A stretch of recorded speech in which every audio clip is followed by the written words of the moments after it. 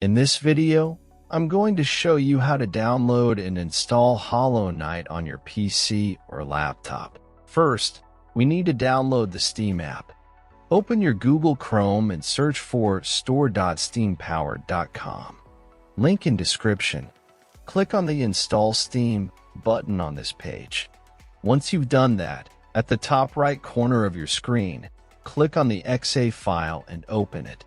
Complete the installation, and once finished, open your Steam app. Now, go to Store and click on the search box at the top right-hand corner. Search for Hollow Knight to download the game. If game is not showing up, check out video in description. Else in drop-down menu click on Hollow Knight. Then scroll down until you see Add it to the cart button. Click on it. Now click on Purchase for myself. Set up your payment method, and you're good to go. After completing the purchase, go to your library.